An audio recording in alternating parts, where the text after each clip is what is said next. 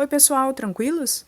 A gente começa esse episódio falando então dos movimentos de uma pesquisa, né? Baseando-se tanto em Foucault como nas que a gente queira fazer, assim. Então, o autor não tinha muito bem desenhado nos seus projetos quando ele começava a buscar dados e estudar. O que ele tinha? Ele tinha uma pergunta muito bem demarcada e uma série de materiais para estudar. E no decorrer disso, ele ia elaborando as suas metodologias, conforme ele ia buscando nos dados, estudando e lendo. E por isso a divisão clássica que fazemos, né, muito comum assim, das fases de pesquisa dele não são tão bem demarcadas. Então não é bem certinho. Começa a arqueologia, termina, começa a genealogia, termina, começa a ética. Então, por exemplo, as relações de poder que teoricamente são marca da segunda fase da genealogia aparecem desde o início de sua obra. E é sobre essas relações de poder, como elas se exercem em nossa sociedade cotidianamente entre nós e nossas famílias, entre nós nossos chefes e entre nós e as instituições da nossa sociedade, elas estão imiscuídas em todas as nossas relações, né, diariamente. Então, lá pela metade do episódio, a gente parte dessa discussão da metodologia para essa discussão das relações de poder. E vamos trazer exemplos bem atuais, né, como a violência contra a mulher, por exemplo. Então, bom episódio para vocês. A última parte, na verdade, que ele pelo jeito não é especialista, né? Porque é só um capítulozinho final aqui. E eu, em alguns momentos, me lembrei da Tanise falando, né? Me lembra das relações de poder e não sei o que, mas não sei bem como é que é. Ele até explicou ali um pouquinho, né, Tanise? Bem fácil de entender, eu achei o texto, assim. Não sei o que vocês acharam. Eu ia até comentar isso, que eu gostei dessa parte aí, que eu consegui relacionar bem o poder com a genealogia, né? Agora que eu entendi, acho que eu nunca tinha lido muito sobre. E ele explica bem direitinho ali o que é o poder, as relações de poder, na verdade, né? Que não é um objeto, mas que, sei lá, achei bem bom, assim. Bem didático, né? Eu achei também. Bem fácil a leitura, inclusive, né? O que não é sempre, assim. Não sei, eu achei pelo menos dessa parte aí do poder, né? Não do texto todo ali. Então, ele vai situando, só pra gente situar, e daí vamos pelas partes, não sei quem quer falar mais alguma coisa, né? A mudança que ele fez. Então, ele trouxe ali os primeiros livros do autor, aí ele, que é o Nascimento da Clínica, História da Loucura, Nascimento da Clínica, Palavras e as Coisas, que ele usou a análise dos discursos e dos saberes. E depois ele trouxe o Arqueologia do Saber, que foi uma explicação, né, que o Foucault deu. Então, para quem não entendeu como ele fez as pesquisas dele, vocês não entenderam, então vou explicar a minha metodologia. Ó, toma aqui, Arqueologia do Saber. E aí ele depois, então, ele começou as novas pesquisas. Isso eu achei interessante, eu marquei alguns pontos assim, que ele não tinha desenhado na cabeça, vou fazer tal metodologia. Não, ele foi analisando os dados, que é mais ou menos como a gente vai trabalhando, né? Como a gente vem até escrevendo isso nos nossos textos. A gente vai olhando os dados e vendo, mas quem sabe eu penso assim, articulo aqui, me inspiro no Foucault e no fulano de tal, e vou fazer de tal jeito. É assim que ele chegou no que ele chamou agora, depois de ter feito, de chamar de genealogia. Então ele se inspirou lá no Nietzsche, uma hora ali ele falou, então o Foucault já tinha o Nietzsche na cabeça, tipo que nem a gente tem o Foucault, e quando ele foi analisando os dados, ele foi vendo que tem um monte de relações de poder entremeada naquela fabricação dos saberes, e chegou então na metodologia da genealogia. Foi bem analisando e fazendo a pesquisa que ele foi construindo. Eu achei isso bem legal, assim, né? Tem a ver com as discussões que nós temos feito, assim, em termos de metodologia mesmo. Então, acho que é mais por mim que eu anotei isso. E aí o autor aqui, ele dá uma caracterizada no que seria essa genealogia, né? Conta bem por cima, assim, dos livros, fala um pouco das relações de saber, dos poderes disciplinar, ali vocês viram. Então ele vai colocando os elementos que foram aparecendo nesse estudo do Foucault. E aí, não sei o que mais, no geral, assim, vocês acharam. Eu achei bem de fácil leitura também, como diz a Tanise. Eu achei também de fácil leitura, mas eu esperava mais, assim, no sentido daquela... Nem ele entra na arqueologia dando definições maiores, sabe? Isso eu senti falta. Não, ele não fez aqui. Tá bem raso, né? Nesse sentido, se a gente comparar com o próprio livro, lá quando ele falou da epistemologia, falou da arqueologia, ele apresentou muito mais definições e explicações mais diretas, né, referente a isso. E aqui na genealogia, não. Ele foi mais contando ali dos livros e mostrando o que o Foucault, né, teve como tese e tudo mais, mas não fez essas definições e explicações que ele estava fazendo até então, né? Não era o foco dele. Ele podia ter escrito tipo um novo livro, eu fiquei pensando, né? Que daí ele pegaria os livros do Foucault e faria a mesma coisa que ele fez aqui nesses capítulos que a gente leu com essa fase, digamos, né? Mas ele não fez isso, ele só meio que deu uma pincelada aqui, né? Não se aprofundou em nada, na verdade. Eu achei bem generalista, assim, generalista. Um livro realmente mesmo, porque para ele fazer tudo que ele fez com a parte da arqueologia, seria muita coisa também, né? Tem bem mais produção, né? Então, e aqui também o próprio Roberto Machado ele vai colocar que não é algo, né, tipo, replicável, né, tipo assim como Foucault fez na pesquisa dele, que vai replicar na tua. Mas mesmo assim eu acho que teria condições de talvez apresentar mais pistas nesse sentido, sabe, entre muitas aspas, replicação. Porque senão também, se a gente para olhar...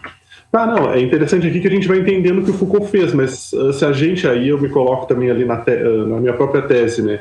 Aí se a gente pega alguns elementos, algumas coisas e toma como inspiração, aí muitas vezes é considerado, não é genealogia, não é isso, ou nem inspiração, né? E aí eu falo por mim mesmo, me coloco como exemplificação, e isso de certa forma gera, para mim pelo menos, um desconforto, né? Porque, afinal de contas, então, o que é uma pesquisa se a gente tomar, pelo menos, como inspiração genealógica? Se a gente pega alguns elementos da genealogia, ou a gente precisa especificamente tratar das questões de poder, aí a gente vai estar fazendo uma genealogia, mas se a gente pega outros elementos que compõem a genealogia, sendo que a genealogia não é somente isso. Se a gente vai olhar os próprios textos do Foucault, acho que nem aquele Verdade e Poder, que está dentro do Microfísica, o próprio Foucault vai mostrando outros elementos que compõem a genealogia. Então, o que de fato a gente tem que ter numa pesquisa, ou num trabalho, ou num artigo, enfim, numa produção dessas, para a gente considerar pelo menos como inspiração genealógica. Enfim, estou jogando aqui, né? Não que eu tenha uma resposta, não que eu esteja cobrando de vocês uma resposta, né? Mas é só para... Pode escrever para nós, professora, aí depois a gente segue o teu artigo. Mas lendo aqui, parece que... É claro que eu não li muita coisa sobre isso, né? Mas estava bem claro ali que tem que ter a coisa do poder, né? Bem demarcado, né? Arqueologia envolve saber. Genealogia envolve poder. Porque muda, ele continua ali, né? A história, a especificidade. O momento em que as questões do conceito, da descontinuidade, da normatividade aparecem em primeiro plano. O que muda para depois, que ele coloca ali, logo em seguida, a questão metodológica, então na genealogia, dizia respeito, sobretudo, ao poder e sua relação com o saber. E aí ele começa a falar do poder, né? Que ele entra, que é o que atravessa aqui nesse momento. E não quer dizer, em algum momento ele fala também, né, que não tinha isso nos livros anteriores. Não tinha relações de poder? Tinha, mas não era o foco da atenção do Foucault. Digamos que se ele voltasse nos mesmos materiais que analisou, ele poderia fazer um outro trabalho ainda, olhando outra coisa, né? Ele poderia fazer um trabalho arqueológico e genealógico ao mesmo tempo. Já junto, Mas ele se deu conta disso depois, que ele já tinha feito aqueles arqueológicos analisando os discursos. Ele disse, não, mas eu acho que tem umas coisas aqui faltando, assim. E ali no próximo parágrafo, onde vocês sublinharam, então, uma coisa é clara, né? Começa o parágrafo. E aí, logo em seguida, depois dos 2 pontos, ele diz, o que as análises arqueológicas fazem? Deslocam em relação à ciência e à filosofia política. Então, se antes a gente tinha, na arqueologia, a ciência como régua, e o que a arqueologia via? Não era a ciência, né? Eram os saberes. E agora ele faz a mesma coisa. Na filosofia política, digamos que ele pegue outra área de saber, o que normalmente se estuda? Como o poder se exerce a partir do Estado. E aí a filosofia política desenvolve. A régua é o poder do Estado. O que ele fez? Não olhou isso. Ele foi olhar os outros poderes que circulavam na sociedade para conseguir desenhar o estudo dele. Então ele, de novo, abandonou a régua normal da filosofia política. Agora eu entendi. Faltava esse teu comentário. Como ele abandonou antes a ciência e foi olhar os saberes, ele abandonou o Estado como sendo o grande poder que gera as coisas e vai olhar os outros poderes na rede microfísica, blá, blá, blá, né? Que é o que ele põe ali, Privilegiam o que ele se desloca em relação à ciência e à filosofia política, que privilegia o que em suas investigações? O poder do Estado. Que é o que ele não vai olhar. Vai olhar outras coisas. Assim como ele deslocou o olhar lá da ciência para os saberes. Foi ali que ele em seguida, eu sublinhei também, que o Foucault faz a partir de uma evidência fornecida pelo próprio material de pesquisa. Ele se viu delinear claramente uma não sinonímia entre o Estado e o poder. E aí ele foi investir e desenhar esses outros poderes que o cara cita adiante. Então é tudo... Eu achei legal isso, que é tudo O Foucault construindo durante a pesquisa dele, né? Ele não tinha desenhado na cabeça o percurso. Isso eu acho que é muito filosofia da ciência, assim. Como que tu faz uma metodologia de pesquisa durante a análise dos teus dados? Tu tem uma pergunta e tu tem uma série de dados. Então vai desenhando. No fim do próximo parágrafo ele fala na coisa da microfísica do poder, né? Então, por que o poder, a gente não vai tomar a régua que ele está só no Estado, ele se dissemina em todas as nossas relações sociais. E tem a coisa do corpo também, né? Onde é que entra o corpo aí? É porque o poder se exerce em cima do corpo? Não, isso aí então, meio... tem várias formas. O poder em cima do corpo, o poder disciplinar é um tipo de poder. Poder governamental do Estado é, digamos, outro tipo, né? Outra relação. Então, assim, poder disciplinar é um tipo de forma de tu exercer poder, principalmente aí sim, dentro da nossa família, quando a gente está educando nossos filhos, e dentro da escola. É fundamental. Porque ele fala que tem também o corpo social, né? Aí eu entendi que o poder se exerce em cima do corpo, sei lá, da minha mãe em cima de mim, e daí vai pro corpo social na escola, talvez, ou até na família, quando já tem mais pessoas envolvidas, aí já pode dizer que é um corpo social, não sei. Isso, não sei se ele chegou nesse nível de especificidade que tu tá pensando, mas, por exemplo, quando ele começou a analisar essas coisas, ele viu, não existe poder só no Estado, existem outros poderes. Aí qual foi o primeiro que ele identificou? Poder disciplinar. Aonde que o poder disciplinar age? Em cima do indivíduo.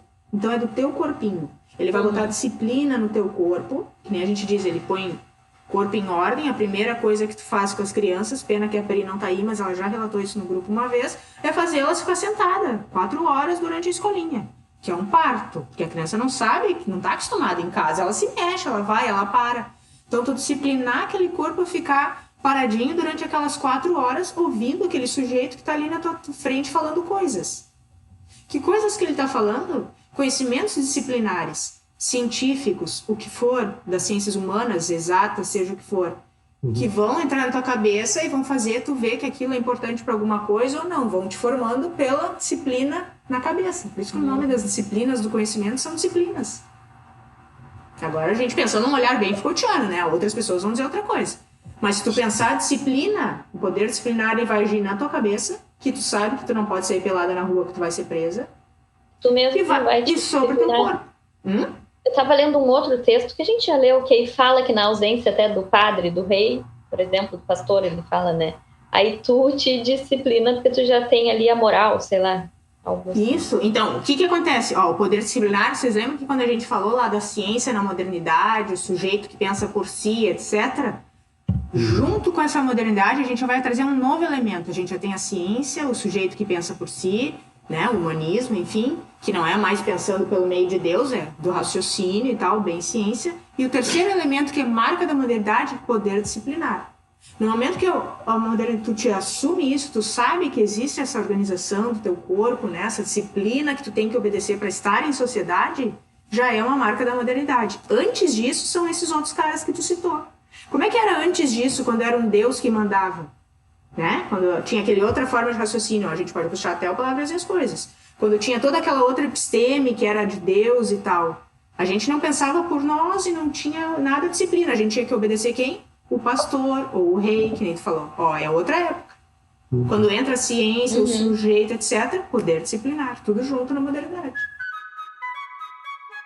Não, o que eu ia dizer é que a outra coisa que a Tanise falou ali isso é no disciplinar, né? Então é um poder que ele identificou, assim, que é um poder colocado sobre o indivíduo, né? Nessa coisa da disciplina, que no final ele traz até as características ali, tá bem explicadinho. O que é o poder disciplinar? Organização no espaço, no tempo e na tua atividade, né? Ele cita lá 4 características.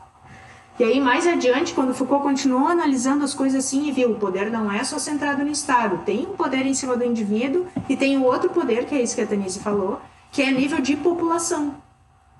Então, é a população que ele chama ali enquanto corpo, espécie. Ele não é biólogo, para nós é meio estranho, né? Mas se vocês pensarem, o que configura uma espécie? É um grupo, né? De indivíduos que se reproduzem, têm características semelhantes, enfim. Então é isso. Então é que não é mais poder disciplinar. Existe também agora, depois do século XIX, biopoder, que ele chama. Então esse biopoder é o quê? Ele não controla mais cada um, ele controla a população.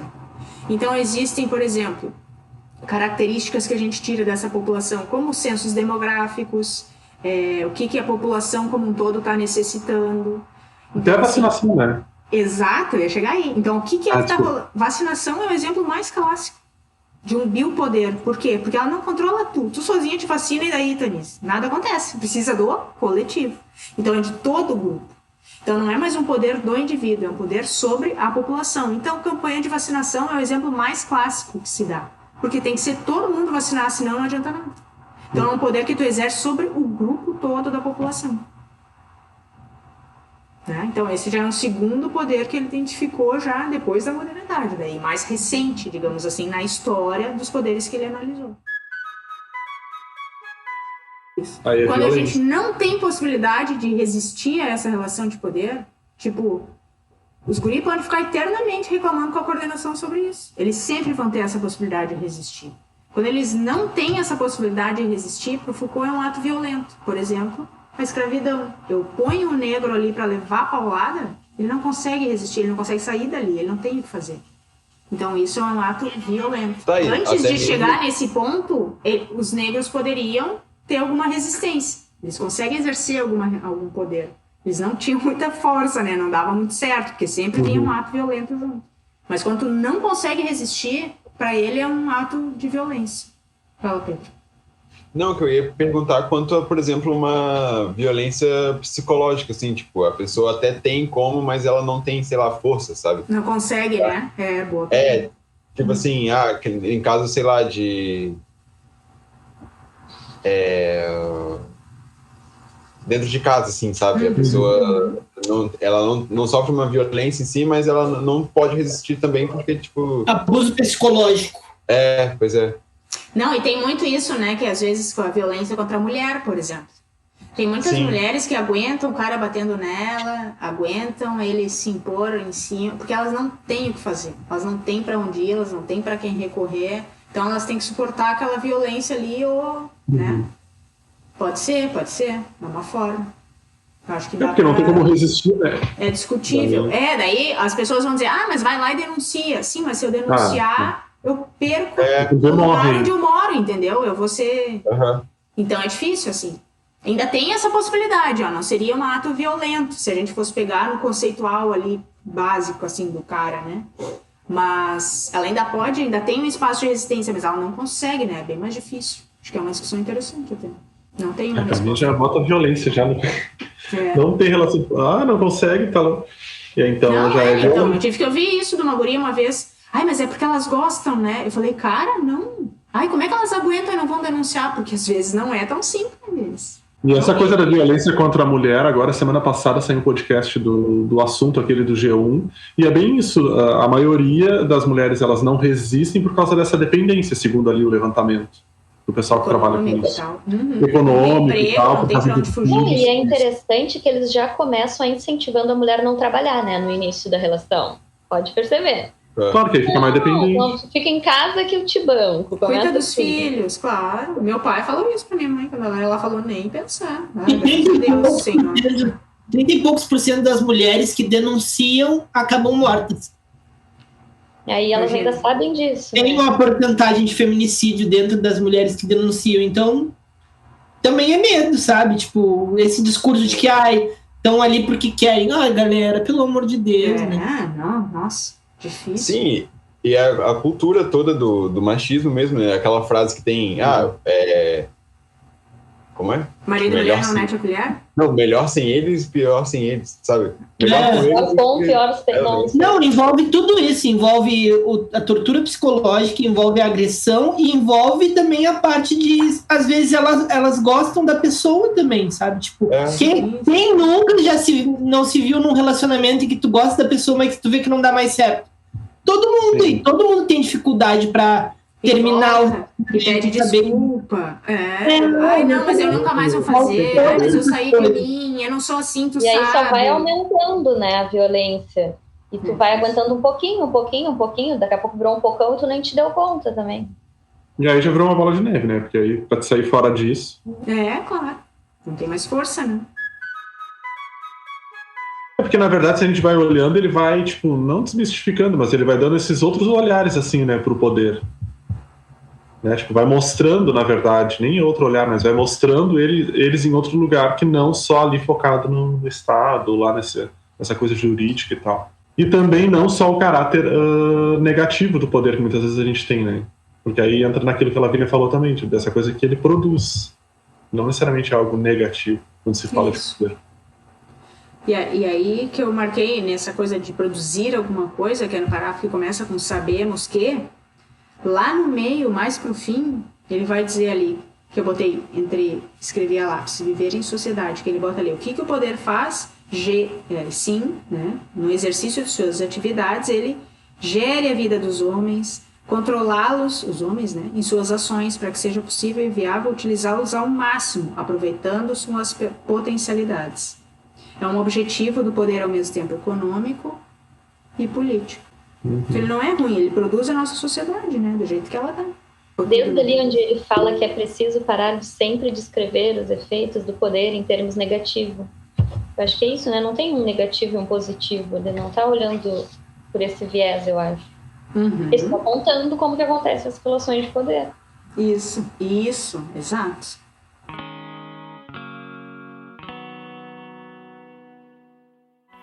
Pessoal, como sempre a gente percebe que os nossos problemas sociais, né, ou uma pergunta social, ou uma temática social que a gente está estudando, não são tão simples de resolver, pois elas não têm uma única causa, né, e muito menos uma única relação de poder envolvida. Então pensar essas temáticas, né, a partir dos autores das ciências humanas e a partir, por exemplo, dessas diferentes relações de poder, pode nos ajudar a encontrar algumas soluções. Até a próxima!